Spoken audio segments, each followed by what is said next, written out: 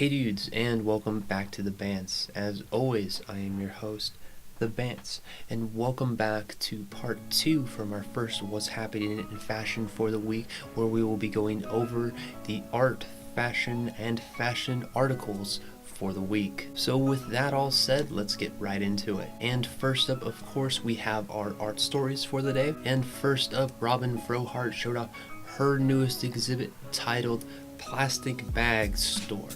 And if this looks familiar, it's because it kind of is.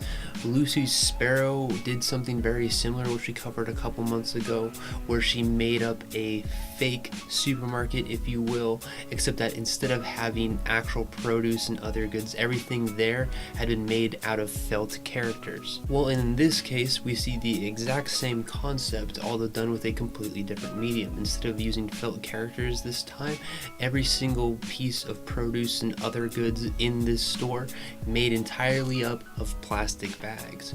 And just like with the last exhibit, even with the separate artist, I think this one, even if it is very similar, is still super creative and super brilliant. And if you do want to get a close-up of some of these pieces, I highly recommend checking this out. Then High Snobiety sat down for an interview with, plus showed off some pictures of the newest exhibit from Shepard Fairey, obviously of street art and Obey fame.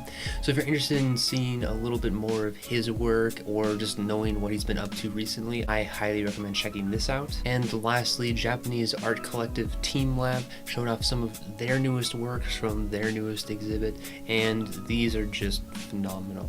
Basically, they're digital works of art that are running on a continuous loop on these LED screens, if you will, and they're just really fantastic. I mean, just the amount of color, the amount of detail, even the subtle animations that come along with them. And if you are a fan of more digital mediums of art, definitely recommend this as well. I will also be linking to a YouTube video showing off some of these works in their actual capacity, because really the photos don't do them justice. Alright, and now moving into our fashion section for the day. First up, brand Buttergoods showed off their fall-winter 2018 lookbook, and overall I thought it was pretty good. For a streetwear brand, we're actually seeing a lot of variety in the pieces here.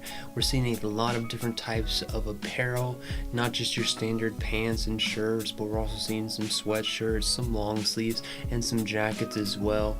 And then on the flip side, we're seeing a bunch of accessories too, such as hats and beanies and fanny packs, which is really nice to see actually. There's also, of course, a huge emphasis on graphics here, which, I mean, of course, it being a streetwear brand is necessary, but I'm very happy to see how much time they put into kind of putting in a lot of graphics in this collection. And even though, yes, there are some rehashed graphics in this collection, compared to a lot of other brands out there who really just take these same graphics and just put them in season after season after season, we're only seeing a few rehashes here, so I'm willing to let it slide. But with all that now said, I think probably the most commendable thing about this collection is the fact that it's not lazy. And let me explain.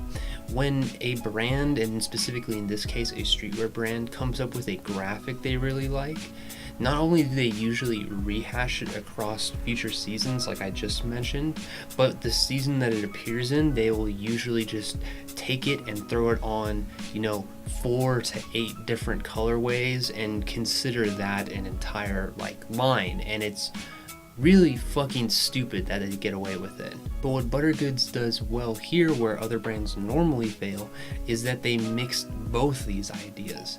They have a bunch of graphics, as I previously mentioned, but then they also put a bunch of those graphics on multiple colorways. So instead of seeing 1 or 2 designs across 20 pieces, we're seeing more than a dozen different designs on 2 to 3 times as many pieces and colorways. And although throwing a graphic on a different colorway isn't necessarily a hard thing to do, I still really do have to respect Buttergoods here for at least implementing it in a way that isn't lazy and still shows off a bunch of different graphics that are actually pretty cool. My only really major downside with this collection is that This is actually an Australian brand, so you're going to be paying some pretty expensive prices and some pretty expensive shipping to go along with it. But if you're willing to put that aside, overall a pretty decent collection here. Then Korean retailer Beslow showed off the Fall/Winter 2018 lookbook for their in-house purple label, and I actually think this is very well done. In this lookbook we see a slew of different styles. Everything from your really nice sleaze core fits to some very technical outdoorsy pieces that feel very much like something you'd wear on a hunting trip, all the way down to some Asian streetwear influenced pieces, even some experimental contemporary pieces. There's even some nice patchwork and cut and sew as well.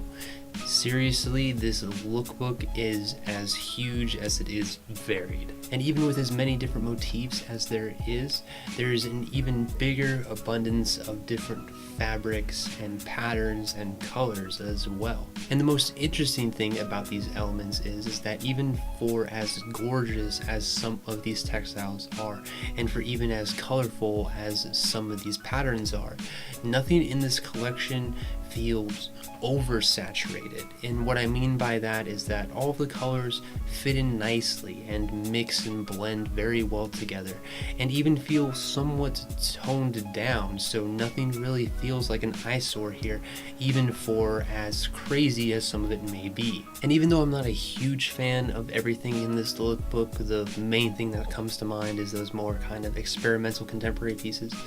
The rest of it is really well done in my opinion. I think that a lot more of those cut and sew pieces are very nice. I think probably the highlight out of this entire collection for me, aside from probably the sleaze core, is probably those more kind of hunting vests and jackets, especially the more clean ones. They're just so well done, and the details and the aesthetics are just on point, and they just work very well for what they are. And the really nice thing on top of everything I just mentioned is that, especially for some of just the materials and silhouettes in this collection, everything is very reasonably priced, and I mean, what more could you ask for? So once again, just another fantastic collection out of Beslow here, and I'm actually pretty happy to see Korea stepping it up and proving me wrong over these last couple weeks. And then brand C2H4 showed off of their Fall/Winter 2018 collection, and I thought it was actually pretty hit or miss. Once again, as you'd expect out of C2H4, right off the bat we're seeing some very heavy tech, and more specifically some very heavy lunar core vibes out of this lookbook. But what I thought was really odd is that aside from that, we're actually seeing a pretty big blending of contemporary styles and hybrid elements as well. And even though for as much as I really enjoy some of the lunar core pieces here, because they've just shown time and time again how well they can pull off that style, the rest of this lookbook, it's really just not doing it for me. A lot of the contemporary silhouettes in here just kind of feel meh, and they feel really clunky as well. Plus a lot of those hybrid pieces just kind of feel thrown together or just really patched on, and just make the pieces look really ugly. It's just not a good look. If I had to compare it to something somewhat similar, it almost feels like what C2H4 is attempting to do here is just kind of a very poor interpretation of what PA did in the last video. For as good as PA did it, C2H4 has just shown that they cannot do this style. I mean, honestly, I really hate to say it, but these hybrid elements here are probably some of the worst that I've seen in recent memory. And believe me, I've seen a lot of contemporary hybrid recently. I think when it comes down to it though, C2H4 is just a very good techwear and lunar core brand. And I'm not going to chastise them for trying something different, because I think brands should always try and evolve, but this is not what they should be trying to evolve into. This is this is just no. And all I can really say is that I hope that in coming seasons we just don't see more of this. And lastly, Korean brand Joegush showed off their fall-winter 2018 collection, and I have some pretty mixed feelings about it. So to start us off, for those of you who don't know Joegush, they're really known for, in my opinion, two major things. Those, of course, being their patchwork pieces and their accessories. Both, when done well, are some really amazing pieces, especially their accessories. If you're a fan of some more kind of artsy, creative stuff, these are some of the sickest accessories I have seen in a long time, and even aside from this collection, just worth checking it out alone for these. But as far as their apparel goes, if I kind of had to break it down into something similar that you guys might recognize, it kind of feels like a Needles meets a Dub Taps meets a 10 Deep, if you can even visualize all that. But now moving on to the collection at hand here, it's really just kind of all over the place. When we take a look at some of the more kind of patchworky-esque Needles pieces, I have no complaints here whatsoever. They do a fantastic job with that whole style in this lookbook. But where we kind of, in my opinion, start to encounter problems is with pretty much everything else here. A lot of the other patchwork here just seems really fucking bizarre. Like, it's almost just feels like they were just trying to do patchwork for patchwork's sake, and that's not a good look. We're seeing a lot of mix matching of different materials and different colors and different styles, and it almost kind of just looks like a thrift store threw up all over itself. And as if that wasn't bad enough, with these pieces too, the materials also just feel, or at least look like they feel, super cheap. And it's, I mean, they've proven that they can do patchwork nicely, and that even if you were to take these designs and put any other fabric on them that was a little bit more cohesive, a little bit more interesting, they'd probably look fantastic. But they didn't do that, and they chose these fabrics instead, and it's pretty hideous. It's pretty fucking hideous. So even though I know they can do better, and they've proven that they can do better than this, I think this season is just one of those missed seasons, unfortunately, and I really hope that this doesn't continue in future seasons. But hey, at the very least, we got to see arguably two pretty cool Korean brands come out this week with interesting stuff, so color me shocked. Alright, and finally let's move on to our articles for the day. And first up, High Snobiety sat down for a pretty in-depth interview with Mike Sherman of Chinatown Market fame, talking a little bit about the history of the brand, kind of how he feels about it as a whole, and kind of some of his workings with it in the retail space. So if you're interested in learning a little bit more about this streetwear brand here, I'd definitely give this a read. Then Heddles did a very nice overview on New York-based artisanal denim company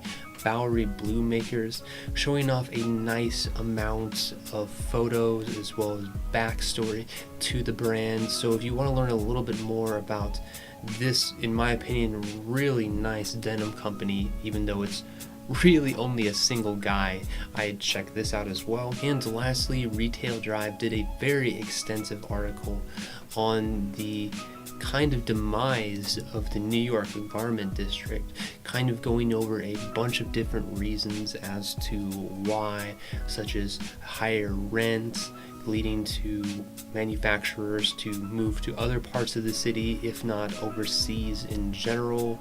And they really go into depth on just exactly how much it's shrunk over the last couple decades and what they've been trying to do to preserve it. And Honestly, if you're kind of in the workings of the fashion industry, especially on the more behind the scenes end, I think this is a very interesting article and definitely worth reading, because it kind of ties back into just that idea of whether or not it's viable to have US manufacturing. So definitely check this out as well. Alright guys, and with that we reach the end of part 2 of our first What's Happening in Fashion for the week, and as always I hope you guys have enjoyed. And also, as always, if you want to check out any lookbook photos I wasn't able to include, or read any articles I talked about today, I've linked everything in the description down below. And if you are new to the channel, then welcome. We do these What's Happening in Fashion videos twice a week, at the beginning and end of the week, with 2 headlines and 2 of these videos, meaning you get 4 total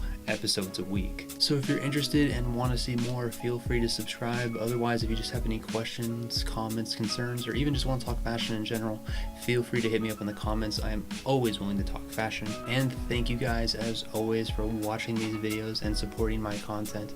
I hope you all have a great rest of your week until I see you next, and as always, until next time.